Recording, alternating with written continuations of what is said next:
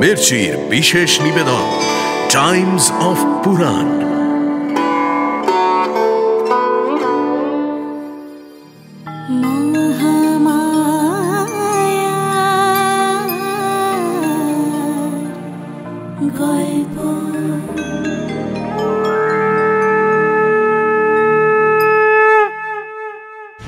না না না, ওই দেবী নিশ্চয়ই কোনো মায়াবিনী। তা না হলে আমার এত বীর যোদ্ধা কিভাবে সব নিহত হলো? কুচক্রী নারী, কে তোকে পাঠিয়েছে আমার যজ্ঞ পণ্ড করতে?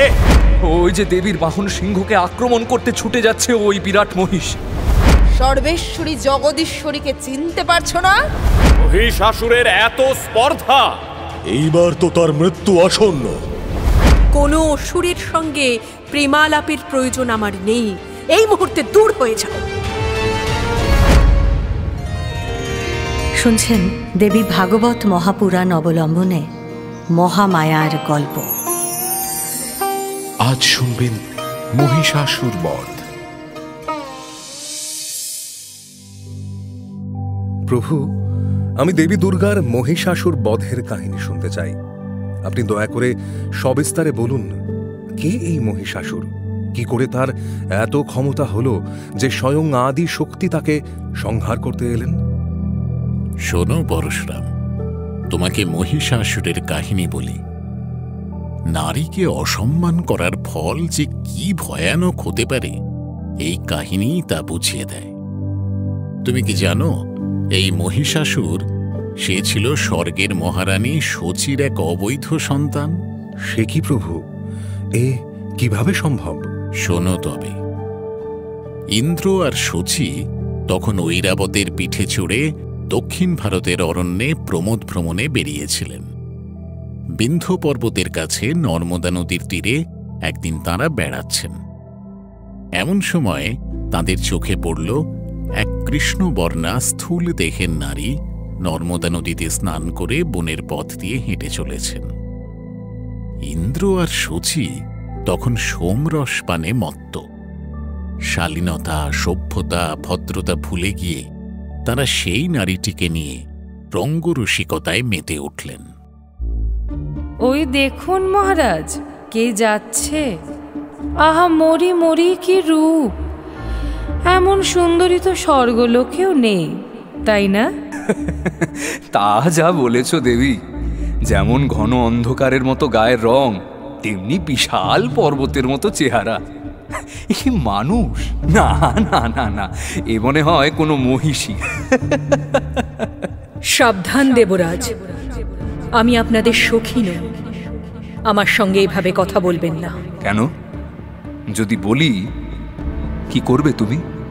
আমাদের শাস্তি দেবে বুঝি? ওগো মোর্শেদের মেয়ে, তোমার বিশাল পেট দেখে তো মনে হচ্ছে বেশ কয়েক মাস চলছে। তা কবে সুখবর পাবো? শচী দেবী, এত স্পর্ধা আপনার! বারণ করা সত্ত্বেও ক্রমাগত আমার শরীর নিয়ে ব্যঙ্গ করছেন। শুনুন, আমি গৌতম ঋষির কন্যা, সুনেত্র ঋষির সহধর্মিণী সুমিত্রা। আমার তপস্যার তেজের বলে আমি অভিশাপ দিচ্ছি। আপনি আমাকে যা বলে ব্যঙ্গ করছেন, আপনি নিজেই সেই মহিষীতে পরিণত হবেন। আপনার গর্ভে যে পুত্র জন্মাবে সে দেবরাজ ইন্দ্রের সর্বনাশ করবে। এ কথাটা মনে রাখবেন। না না না দেবী, এ আপনি কি বললেন? আমাদের ভুল হয়েছে, ক্ষমা করুন। আপনার পায়ে পড়ি, এমন ভয়ঙ্কর শাস্তি আমাদের দেবেন না মা। মা, আমরা আপনার পরিচয় জানতাম না, আপনার তপস্যার কথা আমরা জানতাম না, তাই এই অসভ্যতা করে ফেলেছি। দয়া করে আমাদের মার্জনা করুন, ফিরিয়ে নিন আপনার এই অভিশাপ। তাই নাকি? এখন আপনাদের অনুতাপ হচ্ছে? আমি যদি সামান্য সহায় সম্বলহীন কোনো নারী হতাম, তাহলে এইভাবে হঠাৎ আপনাদের বিবেক জেগে উঠত কি? শুনুন, নারী বা পুরুষ সকলের শরীরের আকৃতি জগদম্বার দান। তা নিয়ে উপহাস করার ফল আপনাদের পেতেই হবে। মা, আপনি ব্রাহ্মণী, আপনি তপস্বিনী, আমরা যে আপনার সন্তান। মাগো, দয়া করে দয়া করে আমাদের সাপ মুক্তির উপায় বলে দিন। বেশ, শুনুন তবে। পুত্রের জন্ম দেবার পরেই শচী আবার তাঁর পূর্বরূপ ফিরে পাবেন। তিনি ফিরে যাবেন দেবলোকে। আর এই পুত্র যখন দেবরাজের অনিষ্টের কারণ হবে, তখন আদ্যাশক্তি মহামায়ার অনুগ্রহে আপনারা সেই বিপদ থেকে রক্ষা পাবেন। মা, আপনার অসীম দয়া, আপনার অসীম দয়া মাগো, অসীম দয়া। মনে রাখবেন দেবরাজ, আর কখনো কারোর শরীরের গঠন নিয়ে তাকে উপহাস করবেন না। এর ফল কিন্তু ভালো হবে না। সত্যি ইন্দ্র আর শচী বড়ই অন্যায় করেছিলেন প্রভু। তারা উপযুক্ত শাস্তিই পেয়েছেন।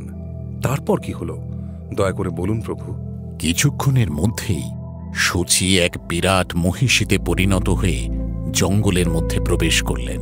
দুঃখিত মনে একা স্বর্গে ফিরে গেলেন ইন্দ্র। কিছুদিন বাদে সেই বনের মধ্যে অনিচ্ছাকৃত এক দুর্ঘটনায় শচী গর্ভবতী হলেন। কৈটভ অসুরের বংশধর তার গর্ভে এল।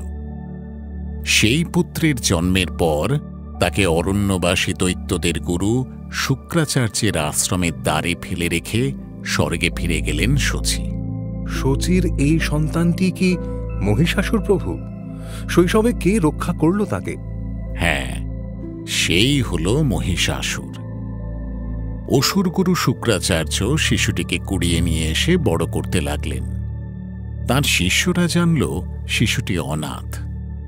মহিষাসুরের প্রকৃত পরিচয় জানতেন শুধু শচী আর শুক্রাচার্য, আর কেউ না। অনেক অনেক দিন বাদে মহিষাসুর স্বর্গ জয় করার পর শুক্রাচার্য তাকে এই গোপন তথ্য জানিয়েছিলেন। তার আগে নয়। মহিষাসুর কিভাবে স্বর্গের অধিপতি হল আচার্যদেব? শুক্রাচার্যের আশ্রমে মহিষ বড় হয়ে উঠল। তার তীক্ষ্ণ বুদ্ধি, আশ্চর্য প্রতিভা। অল্পদিনের মধ্যেই সে নানা শাস্ত্রে পণ্ডিত হল। সেই সঙ্গে রাজনীতি আর যুদ্ধবিদ্যাতেও তার নৈপুণ্য সকলকে ছাপিয়ে গেল। অবশেষে অসুর গুরুর আশীর্বাদ মাথায় নিয়ে মহিষাসুর পাড়ি দিল সুমেরু পর্বতে। পিতামহ ব্রহ্মাকে প্রসন্ন করার জন্য সে আরম্ভ করল অতি কঠিন তপস্যা। বহুকাল সাধনার পর অবশেষে ব্রহ্মা প্রসন্ন হলেন। হংসবাহনে চড়ে তিনি উপস্থিত হলেন সুমেরু পর্বতে। বৎস মহিষ, চোখ খোলো। তোমার তপস্যা আজ পূর্ণতা লাভ করেছে। প্রণাম প্রজাপতি। আপনার শ্রীচরণে এই দাসানুদাসের প্রণাম। বলো মহিষ, কেন তোমার এত কঠিন তপস্যা? কি চাও তুমি? আমি আমার অস্তিত্বকে অবিনশ্বর করে তুলতে চাই পিতামহ। আমি অমরত্ব চাই, আমি অমরত্ব চাই, আমি চাই অনন্ত জীবন। তা হয় না বৎস। পঞ্চভূতে গড়া দেহ নিয়ে যে জন্মায় তাকে এক সময় মরতে হবেই। চেয়ে দেখো এই বিশাল পর্বতমালা, এই অরণ্য, সবই তো নশ্বর। আমার আয়ু স্বর্গলোকের সমস্ত দেবতার চেয়ে অনেক অনেক বেশি। কিন্তু একদিন আমারও বিনাশ ঘটবে। জন্ম নেবেন নতুন কোনো ব্রহ্মা। বৎস, আমি নিজেই তো অমর নই, কিভাবে তোমাকে অমরত্বের বর দেব? আপনি তো দেব, দানব, মানব সকলেরই পিতামহ। আমি ভেবেছিলাম সকলের প্রতি আপনার সমদৃষ্টি, সমান করুণা। তাহলে কি আমার তপস্যা বিফল হবে প্রজাপতি? না বৎস, অমরত্বের আশীর্বাদ ছাড়া তুমি অন্য যে কোনো বর চেয়ে নাও, আমি তোমাকে অবশ্যই দেব। বেশ, তবে আমাকে এই বর দিন যে দেব, মানব অথবা অসুর, কোন জাতির, কোন পুরুষের দ্বারা যেন আমার মৃত্যু না হয়। তথাস্তু বৎস মহেশ, তুমি হবে ত্রিভুবনের সকল পুরুষের অবদ্ধ। আমি ধন্য হলাম প্রজাপতি, আমি ধন্য হলাম। তবে আমি আশ্চর্য হলাম বৎস, তোমার কি নারী জাতির ব্যাপারে কোনো ভয় নেই? নারী? দুর্বল ভীরু এক জাতি, তারা আমার কি ক্ষতি করবে? তাদের ভয় পাওয়ার কিছু আছে নাকি? উত্তম, তোমার যা অভিরুচি। মহিষাসুর, তুমি যশস্বী হও। ব্রহ্মার বরে বলিয়ান হয়ে মহিষাসুর দেবতাদের বিরুদ্ধে যুদ্ধ ঘোষণা করল। তার প্রবল পরাক্রমের কাছে হেরে গেলেন দেবরাজ ইন্দ্র। মহিষাসুর বসল স্বর্গের সিংহাসনে। ত্রিলোকের অধিপতি হয়ে মহিষাসুর গর্বে অন্ধ হল। তার আদেশে মর্তলোকে সমস্ত দেবতার পূজা বন্ধ হল ঋষিদের যাগযজ্ঞ। সে কি প্রভু, একজন ব্রাহ্মণ, একজন ঋষিও কি ছিলেন না যিনি মহিষাসুরের বিরুদ্ধে বিদ্রোহ ঘোষণার সাহস রাখতেন? ছিলেন, একজন ছিলেন। তিনি হলেন আদিশক্তি জগদম্বার পরম ভক্ত ঋষি কাত্যায়ন। পৃথিবীর অন্য সব আশ্রমে যজ্ঞ বন্ধ। তখন একমাত্র কাত্যায়ন ঋষি অসীম সাহস আর প্রচণ্ড ব্রহ্মতেজের ভরসায় দেবতাদের তুষ্টির জন্য এক যজ্ঞের আয়োজন করলেন। বৎস কপত, যজ্ঞের আয়োজন সম্পূর্ণ হয়েছে। যাও, এইবার শুদ্ধ ঘিয়ের ঘটটি নিয়ে এসো। আহুতি দেবার সময় হলো যে। যথা আজ্ঞা গুরুদেব, আমি এখনই আনছি। ঋষির শিষ্য কপত চললেন আশ্রমের ভাণ্ডার ঘরে যজ্ঞের জন্য ঘি আনতে। এদিকে ধূর্ত মহিষাসুর তখন এক সুন্দরী নারীর রূপ ধরে আশ্রমে প্রবেশ করল। তার উদ্দেশ্য যজ্ঞ পণ্ড করা। বাঁচান, আমাকে বাঁচান ব্রাহ্মণদেব, আমাকে বাঁচান। আমাকে অসুরদের বাহিনী তাড়া করেছে, আমার সম্মান রক্ষা করুন। দেবী, কে তুমি? কোনো ভয় নেই। আমার গুরুদেবের আশ্রমে প্রবেশ করার সাহস কোনো অসুরের নেই। তুমি নিশ্চিন্তে এখানে বিশ্রাম করো। এসো, ওই বেলগাছের তলায় বেদিতে বসো। আমি যে আর হাঁটতে পারছি না। প্রভু, আমার হাতটা একটু ধরুন। এসো দেবী, এই যে। প্রভু, আপনার কথা অনেক শুনেছি। আপনার নাম তো কপত, তাই না? আপনি যেমন বিদ্বান তেমনই রূপবান। যদি আপনাকে আরো নিবিড়ভাবে পেতাম, তাহলে আমার নারী জন্ম যে ধন্য হয়ে যেত। দেবী, তোমার আশ্চর্য রূপ দেখে মনে হচ্ছে তুমি নিশ্চয়ই কোনো সম্ভ্রান্ত বংশের কন্যা। তোমাকে পেলে পৃথিবীর যে কোনো পুরুষ যে ধন্য হয়ে যাবে। এসো, কাছে এসো। এই ঘির বাটিটা আপনি আমাকে দিন কপত। দিন না। এ কি? ও যে গুরুদেবের যজ্ঞের জন্য শুদ্ধ ঘি। ও দিয়ে তোমার কি দরকার? ও কি, তুমি পান করছো কেন? ওই যে গুরুদেব নিজেই এদিকে আসছেন। পাপিষ্ঠা নারী, কে তুই? দেবতাদের জন্য উৎসর্গ করা ঘি যজ্ঞের আহুতি দেবার আগেই তুই এঁটো করে দিলি।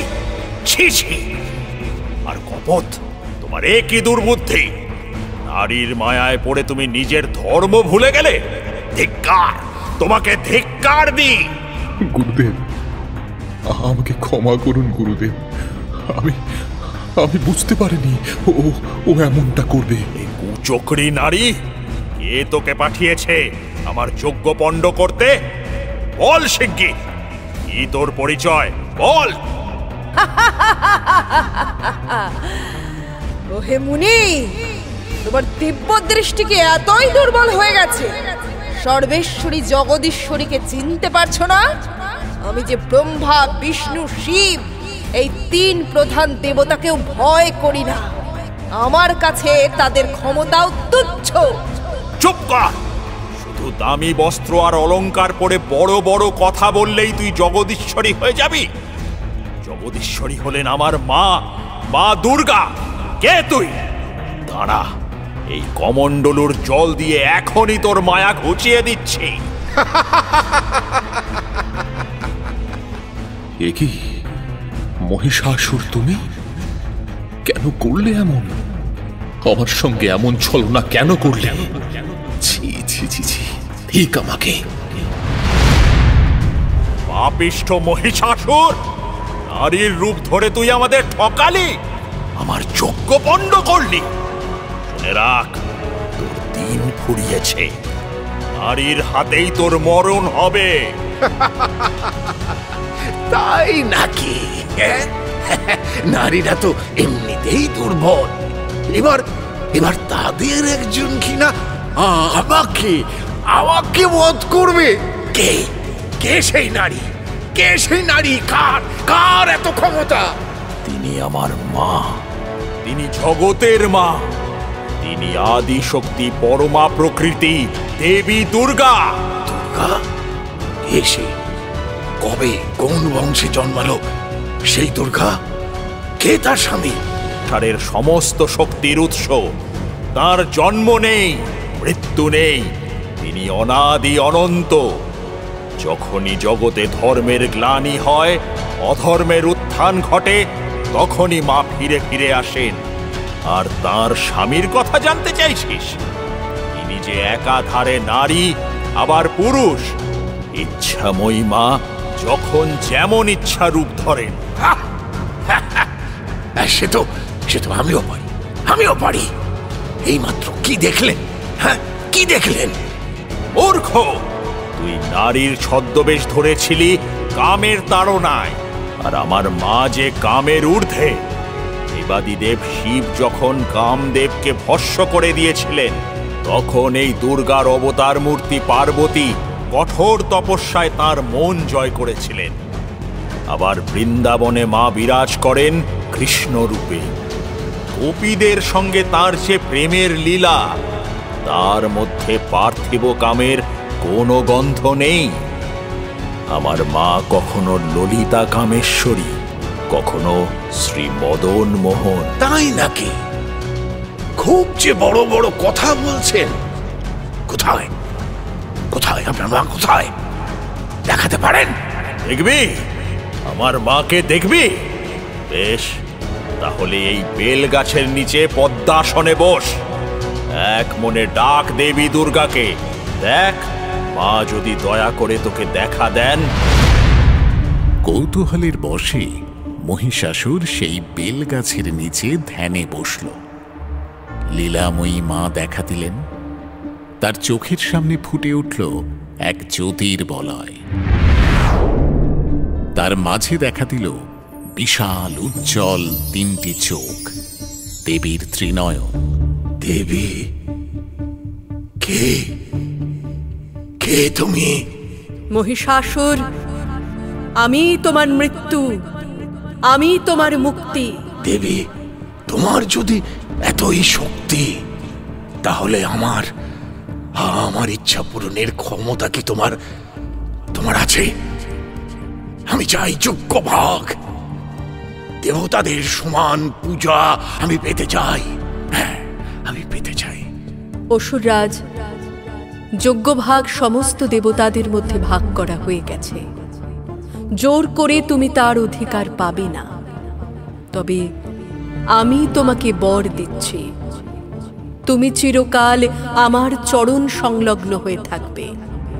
তাই মহিষমর্দিনী রূপে জগতে যখনই আমার পূজা হবে, তখনই সেই পূজার ভাগ তুমিও পাবে। বেশ, তবে তাই হোক।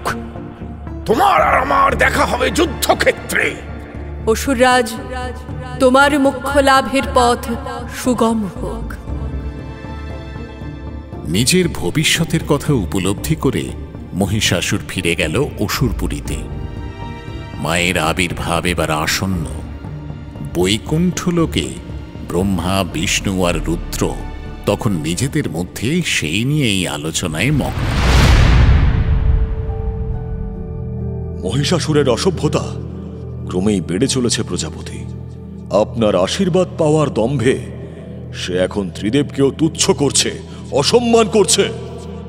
দেবাদিদেব মহিষাসুর পুরুষের অবদ্ধ, কিন্তু নারীর হাতে তার বিনাশ নিশ্চিত। কিন্তু তাকে কোন দেবী বধ করবেন ব্রহ্মদেব? আপনার পত্নী সরস্বতী কিংবা আমার পত্নী উমা কি মহিষের মৃত্যুর কারণ হবেন? না, আমার দিব্য দৃষ্টি তো সেরকম ইঙ্গিত দিচ্ছে না। তবে ভোলানাথ, সৃষ্টি শক্তি সরস্বতী, স্থিতি শক্তি লক্ষ্মী আর প্রলয় শক্তি রুদ্রাণীর উৎস যিনি, সেই আদ্যা শক্তি পরমা প্রকৃতি স্বয়ং অবতীর্ণ হবেন এবার। আমাদের প্রত্যেকের মধ্যেই তিনি আছেন, তার বোধন আরম্ভ হয়েছে। এবার মহাদেবীর আত্মপ্রকাশ শুধু সময়ের অপেক্ষা। এ কি, ইন্দ্রদেব, যম, অগ্নি, পবন, বরুণ সমস্ত দেবতারাই দেখছি উপস্থিত। কি ঘটেছে? মহিষ কি আবার কোনো নতুন উৎপাত শুরু করলো? প্রভু, প্রভু, আমাদের রক্ষা করুন। আপনারা তো জানেন, শয়তান মহিষাসুর আমাদের বিধ্বস্ত করে স্বর্গের অধিপতি হয়েছে। তার সঙ্গে 100 বছর যুদ্ধ করলেও আমরা তাকে হারাতে পারবো না। আমাদের বাঁচান প্রভু, আমাদের বাঁচান। সূর্য, ইন্দ্র, অগ্নি, বায়ু, চন্দ্র, যম, বরুণ সব প্রধান দেবতাদের পরাস্ত করে তাদের অধিকার কেড়ে নিয়েছে মহিষাসুর। আমরা মানুষের ছদ্মবেশে মর্তলোকে আশ্রয় নিতে বাধ্য হয়েছি। প্রভু, মর্তলোকে সর্বত্র দেবতাদের উদ্দেশ্যে যজ্ঞ বন্ধ হয়ে গিয়েছে। একমাত্র কাত্যায়ন ঋষির আশ্রমে তিনি যজ্ঞের আয়োজন করেছিলেন। দুরাত্মা মহিষ ছলনা করে সেই যজ্ঞ পণ্ড করে দিয়েছে। যজ্ঞে আহুতি পাওয়ার শেষ আশাও আর নেই প্রভু। কি মহিষাসুরের এত স্পর্ধা! এইবার তো তার মৃত্যু আসন্ন। ক্রোধের বশে ভগবান বিষ্ণুর মুখ হয়ে উঠল ভ্রুকুটি কুটিল। মহাদেবের মুখ হল রক্তবর্ণ। তারপর বিষ্ণুর শরীর থেকে নির্গত হল নীল রঙের জ্যোতিঃপুঞ্জ। ব্রহ্মার দেহ থেকে বেরিয়ে এলো লাল রঙের তেজ।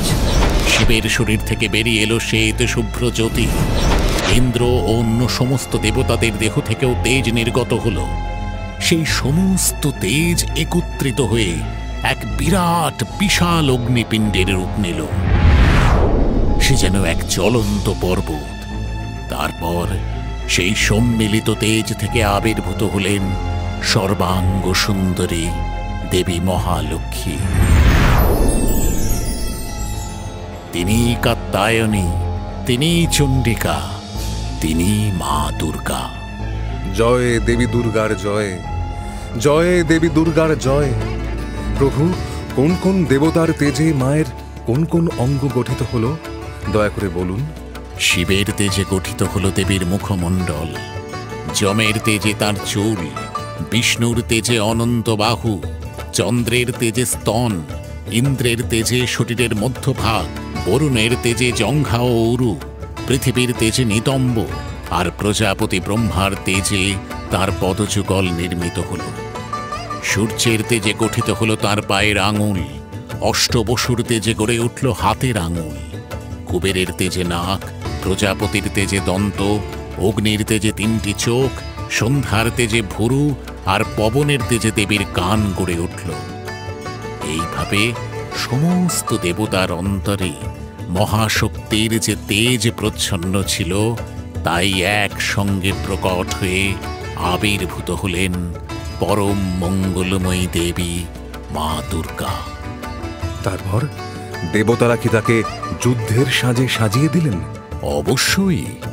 দেবতাদের অস্ত্র তো মায়েরই বিভূতি, তাই নিজের নিজের অস্ত্র থেকে ঠিক সেই রকম অবিকল এক একটি অস্ত্র গঠন করলেন দেবতারা।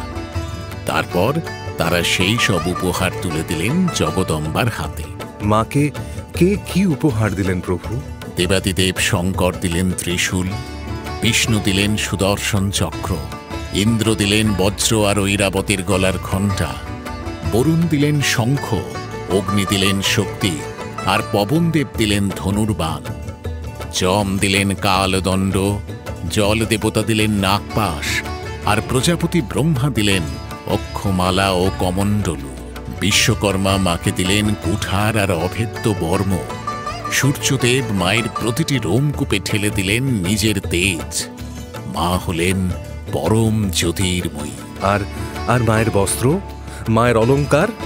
ক্ষীর সমুদ্র মাকে দিলেন অক্ষয় অবিনশ্বর বস্ত্র। তাছাড়া হার, চূড়ামণি, কুণ্ডল, কটক, অঙ্গদ, নূপুর, অঙ্গুরীয় কত অলঙ্কার যে তিনি দিলেন তা গুণে শেষ করা যায় না। মায়ের মুকুটের শোভার জন্য তিনি দিলেন অর্ধচন্দ্র, আর শেষ নাগ মাকে দিলেন নানা রত্নে উজ্জ্বল একটি নাগহার। আর ফুলের মালা? যতই অলঙ্কার থাক, ফুলের মালা না পড়লে মায়ের সাজ কি সম্পূর্ণ হয়? তা তো বটেই। সমুদ্রদেবের দেওয়া একটি পদ্মের মালা মা গলায় পড়লেন, একটি জড়িয়ে নিলেন তার চুলে, আর হাতে রাখলেন একটি লাল পদ্ম। এইবার মায়ের সাজসজ্জা পূর্ণ হল। মায়ের বাহন সিংহ, সে কিভাবে মায়ের কাছে এলো? মাকে পশুরাজ সিংহবাহন দান করলেন পর্বতরাজ হিমালয়। যুদ্ধ করতে করতে মায়ের যদি তৃষ্ণা অনুভব হয়, সেই কথা ভেবে কুবের মায়ের হাতে তুলে দিলেন সুগন্ধি সুধায় ভরা একটি অক্ষয় পান পাত্র। এইবার সিংহবাহিনী মা যুদ্ধের জন্য প্রস্তুত। মা দুর্গা অট্টহাসি হাসতে লাগলেন। সেই হাসির শব্দে কেঁপে উঠল আকাশ বাতাস, কেঁপে উঠল সমস্ত পৃথিবী। সেই শব্দের প্রতিধ্বনি ধাক্কা দিল অসুরদের সভায়।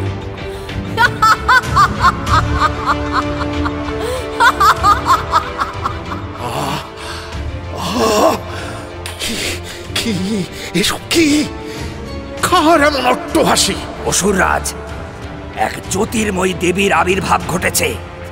রণসাজে সজ্জিতা হয়ে তিনি সিংহে চড়ে স্বর্গলোকের দিকে ধেয়ে আসছেন।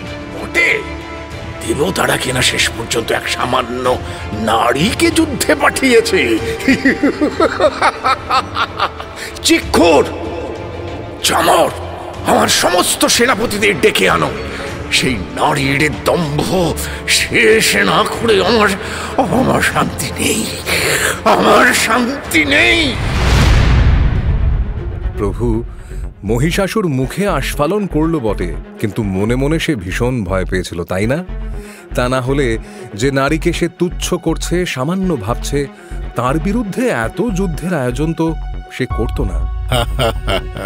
তুমি ঠিক অনুমান করেছ বৎস। দেবীর আবির্ভাবের কথা শোনা মাত্র মহিষাসুরের মাথায় ঢুকে গিয়েছিল মৃত্যু ভয়।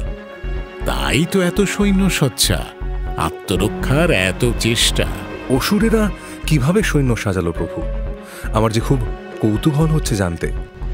শোন, মহিষাসুরের দুই প্রধান সেনাপতি চিক্ষুর আর চামরের সঙ্গে ছিল চতুরঙ্গ সেনাবাহিনী। চতুরঙ্গ মানে যে বাহিনীর মধ্যে রথ, অশ্ব, গজ আর পদাতিক, এই 4 রকম সেনাই রয়েছে। এছাড়া উদগ্র, মহাহনু, অশিলোমা, বাসকল, পরিবারিত, বিড়ালাক্ষ এই সব সেনাপতিরাও বিশাল বাহিনী নিয়ে লড়াইয়ের জন্য তৈরি হল। মহিষাসুর তার রাজপ্রাসাদের সুরক্ষার জন্য নিয়োগ করল বিশ্বস্ত রক্ষীর দল। তারপর প্রাসাদের চূড়ায় গিয়ে সে তাকালো যুদ্ধক্ষেত্রের দিকে। সে কি দেখল প্রভু? মা কি দূর থেকেই তাকে দেখা দিলেন? মহিষাসুরকে নিজের তেজের পরিচয় দেওয়ার জন্য মা তখন ধরলেন এক বিরাট মূর্তি। মহিষাসুর দেখল সেই মহাদেবীর বিশাল উজ্জ্বল মুকুট যেন আকাশ স্পর্শ করেছে। তার পায়ের ভারে পৃথিবী নত হয়ে গেছে। তার অঙ্গের জ্যোতিতে 3 ভুবন আলোয় আলো। দেবী তুলে নিলেন তার বিশাল ধনুক। তারপর সেই ধনুকে টঙ্কার দিলেন। সেই প্রচণ্ড শব্দে আকাশ থেকে পাতাল অবধি কেঁপে উঠল আর মূর্ছিত হল মহিষাসুর। জয় দেবী দুর্গার জয়। তারপর অসুররা কিভাবে যুদ্ধ করল মহাদেবীর সঙ্গে? চিক্ষুর আর চামর তাদের বাহিনী নিয়ে এগিয়ে গেল দেবীর সামনে। সেনাপতি চিক্ষুর চিৎকার করে বলল, সৈন্যরা, তোমরা দাঁড়িয়ে দেখছো কি? যার কাছে যা অস্ত্র আছে তা দিয়ে আঘাত করো এই দেবীকে। শত শত ধারালো তীরের বর্ষা নামাও, ওকে ছিন্ন ভিন্ন করে দাও। মারো, মারো ওই দেবীকে। অসুরেরা দেবীর দিকে ছুঁড়ে দিল শত শত ধারালো তীর। তাছাড়া কুঠার, বল্লম, গদা, মুষল, শাবল, যে যা অস্ত্র হাতের কাছে পেল সবই দেবীর দিকে নিক্ষেপ করতে লাগলো অসুরের দল। দেবী তার ধনুকে জুড়লেন দিব্যবান, নিক্ষেপ করলেন আকাশে। তাকে ঘিরে তৈরি হলো এক অভেদ্য জ্যোতির্বলয়। অসুরদের সব অস্ত্র সেই জ্যোতির্বলয়ের সামনে আসা মাত্র প্রচণ্ড তেজে পুড়ে ছাই হয়ে গেল। দেবীর বাহন সিংহরাজ দাবাগ্নির মতো ছড়িয়ে পড়ল অসুরদের বাহিনীর মধ্যে। দ্রুত গতিতে কেশর উড়িয়ে গর্জন করে দাঁত আর নখের সাহায্যে একের পর এক অসুরকে বধ করতে লাগলো সে।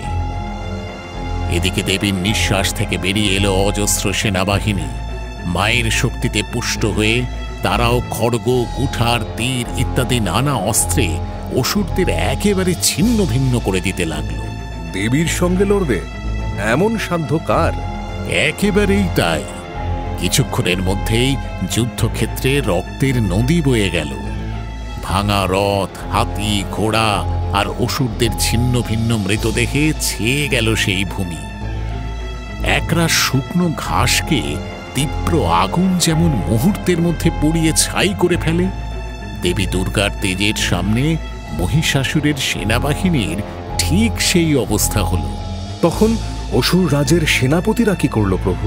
সেনাপতি চিক্ষুর বিশাল এক রথে চড়ে দেবীর সামনে এসে ছুঁড়তে লাগলো একের পর এক বাণ। দেবী দুর্গা দিব্যাস্ত্র নিক্ষেপ করে তার সব তীর ভস্ম করে দিলেন। তারপর দেবীর একের পর এক তীরের আঘাতে নিহত হল চিক্ষুরের রথের সারথি আর 4টি ঘোড়া। আরও একটি তীর ছুঁড়ে দেবী তার রথের পতাকাটিও ধ্বংস করে দিলেন। এইবার রাগে কাঁপতে কাঁপতে খড়গ আর ঢাল নিয়ে চিক্ষুর এগিয়ে এলো দেবীর দিকে। তারপর দেবীকে সে কি আদৌ আঘাত করতে পারল? চিক্ষুরকে ছুটে আসতে দেখে গর্জন করে তার সামনে লাফিয়ে পড়ল সিংহরাজ। প্রচণ্ড আক্রোশে সিংহের মাথা লক্ষ্য করে খড়গ চালালো চিক্ষুর। কিন্তু তার আগেই দেবী দুর্গা ছুটে এসে আড়াল করলেন তার বাহনকে। দেবীর বাঁ হাতে লেগে সেই খড়গ চুরমার হয়ে গেল। এইবার কি চিক্ষুরের শেষ ঘনিয়ে এলো? রাগে 2 চোখ লাল করে চিক্ষুর দেবীর দিকে ছুঁড়ে দিল এক মহাশূল। দেবী দুর্গাও তার ত্রিশূল নিক্ষেপ করলেন। দেবীর ত্রিশূল প্রচণ্ড বেগে ধেয়ে এসে প্রথমে দৈত্যের শূলকে খণ্ড খণ্ড করে দিল, তারপর বিঁধে গেল চিক্ষুরের গলায়। রক্তবমি করতে করতে মাটিতে লুটিয়ে পড়ে প্রাণ হারালো সেনাপতি চিক্ষুর। তারপর সেনাপতি চামর কিভাবে নিহত হলো? দেবতাদের শত্রু সেনাপতি চামর বিশাল এক হাতিতে চড়ে যুদ্ধে এসেছিল। চিক্ষুরের মৃত্যু দেখে সে এবার এগিয়ে এলো দেবীর দিকে। তার সব অস্ত্র দেবী হুঙ্কার দিয়ে বিফল করে দিলেন। তারপর হাতির পিঠে লাফিয়ে উঠে চামরকে আক্রমণ করল দেবী বাহন সিংহ। দুজনে প্রচণ্ড যুদ্ধ করতে করতে হাতির ওপর থেকে গড়িয়ে পড়ল মাটিতে। তারপর লাফিয়ে উঠে সিংহ এক থাবা মারল চামরের মাথায়। সেই প্রচণ্ড আঘাতে প্রাণ হারালো সেনাপতি চামর। আর তারপর মহিষাসুরের অন্যান্য সেনাপতিদেরও কি দেবী বধ করলেন? দেবী দুর্গার গদার আঘাতে প্রাণ হারালো উদ্ধত। তীর বর্ষণ করে দেবী বধ করলেন তাম্র আর অন্ধককে। দেবীর খড়গের কোপে বিড়ালাক্ষ অসুরের মাথা কাটা পড়ল। উগ্রাস্য, উগ্রবীর্য আর মহাহনু এই 3 অসুর সেনাপতি মারা গেল দেবী দুর্গার ত্রিশূলের আঘাতে। রণস্থলে তখন অসুরদের হাহাকার আর দেবী সৈন্যদের বিজয় উল্লাস। ব্রহ্মা, বিষ্ণু আর শিব শঙ্খ বাজালেন, দেবতারা মেতে উঠলেন দেবীর জয়ধ্বনিতে। সন্ধ্যা নামল, সেদিনকার মতো যুদ্ধ সমাপ্ত হল। অসুরপুরীর ঘরে ঘরে শুরু হলো কান্নার রোল। সেই রাতে ঘুম এলো না মহিষাসুরের। অস্থির হয়ে সে ক্রমাগত সুরাপান করছে আর পায়চারি করে বেড়াচ্ছে প্রাসাদের ছাদে। না না না, ওই দেবী নিশ্চয়ই কোনো মায়াবিনী। তা না হলে আমার এত বীর যোদ্ধা কিভাবে সব নিহত হলো? এরা এরা কেন বধ করতে পারলো না ওই দুর্গাকে? একই কোনো দুঃস্বপ্ন? এই গভীর রাতে অসুরপুরীতে আপনি কে দেবী? বৎস মহিষ, আমি শচী। আমি তোমার গর্ভধারিণী। কাল যুদ্ধের আগে আমি তোমাকে সাহায্য করতে এসেছি অসুররাজ। বটে, মহামহিম দেবরাজ ইন্দ্রের মহারানী শচী দেবী। একা শত্রু শিবিরে আসতে আপনার ভয় করলো না? কেন ভয় করবে বৎস? এ তো আমার পুত্রের প্রাসাদ। পুত্র? কে আপনার পুত্র? আপনার সদ্যজাত পুত্রকে আপনি তো সুদূর দক্ষিণ ভারতের সেই কহিন বনে ফেলে এসেছিলেন। এতদিন পরে তার কথা আপনার মনে পড়লো কেন দেবী? বাবা মহিষ, তুই আমাকে ক্ষমা কর। লোকলজ্জার ভয় আমার সেদিন মাথার ঠিক ছিল না। এক অসুরের সন্তান আমার গর্ভে এসেছে, এ কথা জেনে দেবরাজ ভীষণ ক্রুদ্ধ হয়েছিলেন। আমি তোকে নিয়ে কিভাবে স্বর্গে ফিরতাম বল? তাহলে তো কিছুদিনের মধ্যে দেবরাজের গুপ্ত ঘাতকের হাতে তোর প্রাণ চলে যেত। আপনি তো চিরকালই এমন দেবী। আপনি দানবরাজ পুলমার কন্যা, কিন্তু স্বর্গের পাঠ রানী হবার লোভে বিবাহ করেছেন ইন্দ্রকে। নিজের রক্তের ঋণ যে ভুলে যায়, তার কাছ থেকে আর কি আশা করা যায়? যাই হোক, বলুন এখানে কেন এসেছেন? কি চাই? বৎস মহিষ, দেবী দুর্গা অসীম ক্ষমতার উৎসাহ। তিনি যদি চাইতেন তাহলে কেবল তার তৃতীয় নয়নের তেজেই তোমার সব অসুর সেনাকে মুহূর্তের মধ্যে ভস্ম করে দিতে পারতেন। তাই নাকি? এত ক্ষমতা ওই দেবীর? তবে তার অস্ত্র শস্ত্র নিয়ে লড়াই করবার দরকার হলো যে? দেবী কৃপা করে অসুরদের বীরের মতো লড়বার সুযোগ দিয়েছেন। কেন জানো? যুদ্ধক্ষেত্রে অস্ত্রাঘাতে যাদের মৃত্যু হয় তারা উত্তম লোকে গতি লাভ করে। বৎস, তার সঙ্গে তুমি যুদ্ধের চেষ্টা করো না, আত্মসমর্পণ করো। তাই নাকি? তারপর আমার স্থান হবে আপনার পতিদেবের কারাগারে? না না না না না না দেবী, না। মহিষাসুর এত অসম্মানের জীবন কখনো বেছে নেবে না। সে বীরও নয়, সে বীরের মতো লড়বে আর মরবে। হ্যাঁ। বৎস, জেদ করো না। আমি যা বলছি তা শোনো। আমাকে কি তবে সন্তানের মৃত্যু দেখতে হবে? না, তা হয় না। আপনি কোনোদিন আমার মায়ের দায়িত্ব পালন করেননি, তাও জীবনের শেষ প্রান্তে এসে জানলাম আমার জন্মদাত্রী আমার প্রাণ বাঁচানোর জন্য চেষ্টা করছেন। এতেই আমি খুশি। আপনাকে অনেক ধন্যবাদ দেবী।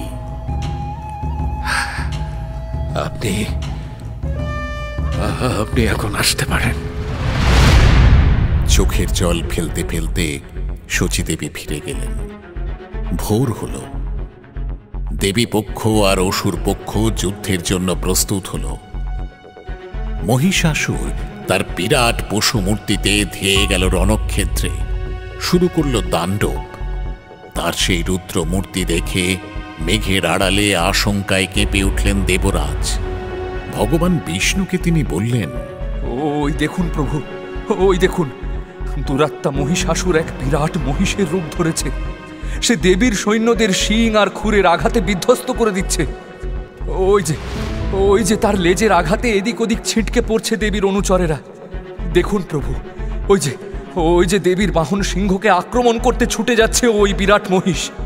চিন্তা করবেন না দেবরাজ, ওই দেখুন দেবী মহামায়া তার দিকে ছুড়ে দিলেন নাগপাশ। ওই যে মহিষাসুর বন্দী হয়েছে, কিন্তু তার ভাবগতিক দেখে মনে হচ্ছে এবার সে মায়া বলে কোনো নতুন রূপ ধারণ করবে। দেখেছেন নারায়ণ, আপনি দেখেছেন মহিষের ধূর্ততা দেখেছেন? সে এবার সিংহের ছদ্মবেশ ধরেছে যাতে দেবী তাকে চিনতে না পারেন। কি ভয়ঙ্কর মায়াবী এই অসুর! মহামায়ার সামনে তার মায়া তুচ্ছ দেবরাজ। ওই যে দেবী ছুঁড়ে দিয়েছেন সুদর্শন চক্র। ওই যে সেই মায়া সিংহ খণ্ড খণ্ড হয়ে গেল। এ কি, মহিষাসুর কোথায় গেল? যুদ্ধক্ষেত্রে রাজকুমারের মতো সুন্দর ওই যুবককে দেখতে পাচ্ছেন দেবরাজ? হ্যাঁ, ঠিক যেন কোনো রূপবান দেবতা। কেউ ওকে তো আগে কখনো দেখিনি। দেবী, তোমার ওই কোমল পা দুটি ধুলোবালি আর কাঁচা রক্তে একেবারে ঢেকে গেছে। তুমি ক্লান্ত। এসো দেবী, কাছেই আমার প্রাসাদ, তোমাকে সেখানে নিয়ে যাই। তোমাকে দেখা মাত্র আমি যে ভালোবেসে ফেলেছি। সে কি মহিষাসুর, ভয় পেলে নাকি? দেবরাজের কাছে সন্ধির প্রস্তাব দিয়ে দূত পাঠাবে? দেবী, আমি ভীরু নই। মহিষাসুর, আমি পরমেশ্বরের পরাশক্তি। কোনো অসুরের সঙ্গে প্রেমালাপের প্রয়োজন আমার নেই। এই মুহূর্তে দূর হয়ে যাও। এ কি, ও তবে মহিষাসুর? কি ভয়ানক! ওই যে গর্জন করতে করতে ও এবার এক বিশাল হাতির রূপ ধরেছে। গজাসুর যে সুর দিয়ে সিংহরাজকে ধরে ফেলেছে প্রভু। এবার কি হবে? ওই দেখুন দেবরাজ, দেবীর খড়গের এক কোপে তার সুর কাটা পড়েছে। ওই যে সে এবার বিশাল এক মহিষের রূপ ধরেছে। তার ধারালো শিং দুটো মনে হচ্ছে আকাশ ছুঁয়ে ফেলবে। খুর দিয়ে মাটি আঁচড়াতে আঁচড়াতে চরম আঘাত হানার জন্য ওই সে ছুটে আসছে। এ কি প্রভু, মা দুর্গা তো স্বয়ং পরমেশ্বরী। তিনি তো সব রকম ক্লান্তি, ব্যথা, দুর্বলতার অতীত। তবে তিনি কুবেরের দেওয়া মধুপাত্র থেকে এমন ঘন ঘন মধুপান করছেন কেন? তার চোখ মুখ যে লাল হয়ে উঠেছে প্রভু। দেবরাজ, স্বভাবত নির্গুণা দেবী এই কৌশলে নিজের মধ্যে রজগুণের আবাহন করলেন, জাগিয়ে তুললেন চূড়ান্ত ক্রোধ। ওই যে মহালক্ষ্মীর আবেশে তিনি হুঙ্কার দিচ্ছেন, গর্চ গর্চ খনং মূঢ় মধু যাবৎ পিবাম্যহম ময়াত্তা বৈ হতত্রৈব গর্জিষ্যন্তাসু দেবতা। ওই যে দেবী লাফিয়ে উঠলেন সেই বিরাট মহিষের উপরে। তার ত্রিশূলের আঘাতে মাটিতে পড়ে গেছে মহিষ। আবার ধরতে চাইছে সেই বীর পুরুষের রূপ। না না না না, আর পারল না। তার আগেই দেবী দুর্গা তার বুকে বিধিয়ে দিলেন তার বিরাট ত্রিশূল।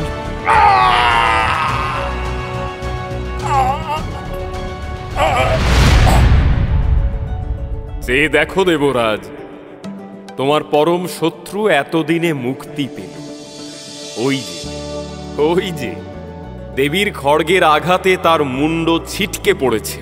জয় মা দুর্গা, জয় মা দুর্গা, জয় দেবী দুর্গার জয়, জয় দেবী দুর্গার জয়।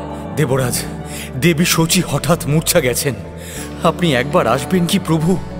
তার হঠাৎ কি হলো? অশ্বিনী কুমারদের বলো তার পরিচর্যা করতে। আমি এক্ষুনি আসছি। বরুণদেব, বরুণ দেব, আপনি বিজয় শঙ্খ বাজান। ওহে গন্ধর্বের দল, তোমরা আরম্ভ করো দেবীর বিজয় সঙ্গীত। দেবী দুর্গার বিজয় লাভে উল্লসিত হয়ে দেবতারা আরম্ভ করলেন পুষ্পবৃষ্টি। বেজে উঠল শঙ্খ আর নানা বাদ্যযন্ত্র। দেবতাদের প্রতিনিধি রূপে দেবরাজ আরম্ভ করলেন দেবীর স্তবগান। দেবী, আপনার ত্রিশূল ও খড়গ আমাদের প্রতিনিয়ত রক্ষা করুক। আপনার ঘণ্টার ধ্বনি ও ধনুকের টঙ্কারে দূর হয়ে যাক সব আসরিক মায়াজাল। পূর্ব, পশ্চিম, উত্তর, দক্ষিণ সমস্ত দিকে ছড়িয়ে পড়ুক আপনার অভয় আশীর্বাদ। হে দেবগণ, আপনাদের স্তব ও পূজায় আমি প্রসন্ন। বলুন, কি আপনাদের প্রার্থনা? মা, মহাশত্রু মহিষাসুরকে বধ করে আপনি তো আমাদের সবই দিয়েছেন, আর কি বা চাইব আপনার কাছে? তবে এই আশ্বাসটুকু চাই, ভবিষ্যতে যখনই ত্রিভুবনে কোনো ভয়ঙ্কর আসরিক উৎপাত শুরু হবে, আপনি আবার ফিরে আসবেন তো মা? অবশ্যই আমি আবার ফিরে আসব বৎস। অশুভ শক্তির সংহার করাই তো আমার ব্রত। মা, আমি জানি আপনার সাধনা অতি কঠিন, তাই আমার প্রার্থনা এই স্তবের দ্বারা ভক্তরা আপনার স্তুতি করলে তাদের যেন সব রকম শ্রী ও সম্পদ লাভ হয়। তথাস্তু। দেবরাজ, এই স্তবের নাম হোক মহিষহন্ত্রী স্তুতি। এই স্তবের দ্বারা ভক্তরা আমার বন্দনা করলে আমি অবশ্যই তাদের অভয় ও সমৃদ্ধি দান করব। হে মহিষাসুর মর্দিনী দুর্গা, আপনার জয় হোক, জয় হোক আপনার, জয় হোক দেবী মহিষাসুর মর্দিনীর, জয় হোক। পরশুরাম, এই হলো দেবী দুর্গার মহিষাসুর বধের কাহিনী। বিভিন্ন কল্পে বিভিন্নভাবে জন্মায় এক একজন মহিষাসুর। আমি তোমাকে শচীপুত্র মহিষের কথা বললাম। কখনো রম্ভ দানবের পুত্র হয়ে মহিষের জন্ম হয়, কখনো আবার দানবরাজ বিপ্রচিত্তির ভগিনী মাহিষ্মতির পুত্ররূপে জন্মায় মহিষ। দেবী দুর্গা বারে বারে অবতীর্ণ হয়ে নানা রূপে নানা কৌশলে তাদের সংহার করেন। দেবীর কৃপায় তারা নির্বাণ লাভ করে। আমি ধন্য হলাম প্রভু। দেবী মহিষাসুর মর্দিনীর কথা শুনে আমি ধন্য হলাম।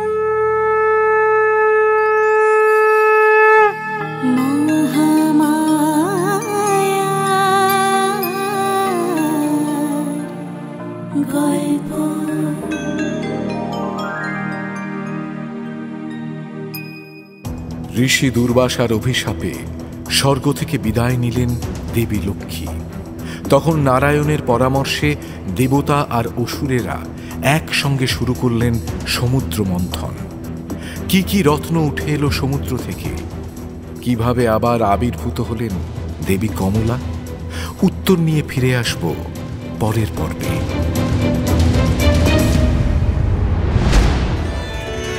শুনলেন দেবী ভাগবত মহাপুরাণ অবলম্বনে মহামায়ার গল্প। মুখ্য ভূমিকায় দত্তাত্রেয়, সঞ্জয় দত্ত, পরশুরাম, সৌম্যাদিত্য মুখার্জি, দেবী পিয়ালি পাঠক, শিব অর্ঘ্যমাল্য মাইতি, ব্রহ্মা উৎপল সরকার, বিষ্ণু সৌমেন চক্রবর্তী, ইন্দ্র আর্য জানা, শচী দিতিপ্রিয়া রায়, সুমিত্রা অমৃতা রায়, মহিষাসুর পার্থ রায়, দেবতা শুভম সাহা আলাপন মুখার্জি, কাত্যায়ন ইন্দ্রনীল ভাদুরী, মহিষী শ্রীতমা চ্যাটার্জি। নাট্যরূপ মহুয়া বন্দ্যোপাধ্যায় ও উৎসব চৌধুরী, শব্দগ্রহণ সত্যজিৎ সেন, শব্দ পরিকল্পনা আবহ ও মিশ্রণ সব্যসাচী মুখার্জি, পরিচালনায় শাওলি মজুমদার, সৃজনশীল পরিচালনা ইন্দ্রাণী চক্রবর্তী, প্রযোজনা প্যাস্টেল এন্টারটেইনমেন্ট। টাইমস অফ পুরাণ আপনার জন্য মির্চি বাংলা ইউটিউব চ্যানেল এবং গানা অ্যাপে।